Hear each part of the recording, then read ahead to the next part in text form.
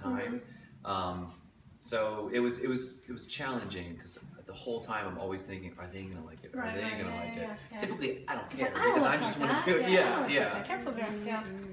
So No, I was just going to ask Erik if you would describe the painting so we have it sort of here thinking about what it stands for. And this was sort of, I was revisiting a little bit older aesthetics when I first got started.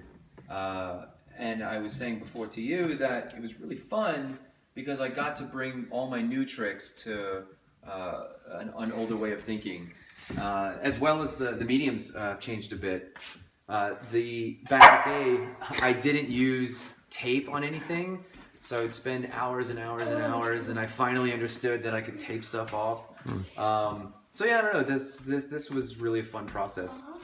Do you find when you say you're evolving as an artist, the new tricks that you're learning, are they what are you doing with your art now that you didn't do before? For one thing, I'm spending a lot more time on it. Okay.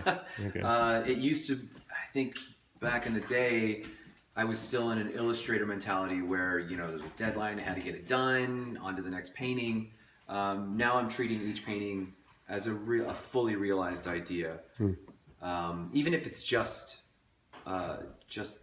about beauty, even if it's all about the aesthetic, I spend a lot of time thinking what's going to be the most beautiful thing next to something else. So this color next to this, and it wasn't like that back in the day. It was very quick. Yeah.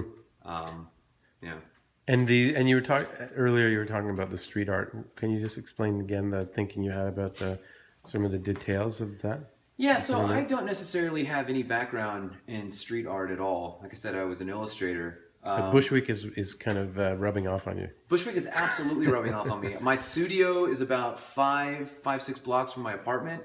So every day I get to pass all this beautiful street art, and it absolutely is rubbing off. My favorite part about the street art, though, is when someone does something beautiful, like another artist, and then a bunch of kids come over and tag it, and then someone has to, try to wash that off. I think that's beautiful. So I'm trying to incorporate that. Well, without being too specific. So in this painting, there are bubble forms, like bubble letter forms, but they're not actually letters at all. They just sort of represent someone's brand, someone else's brand.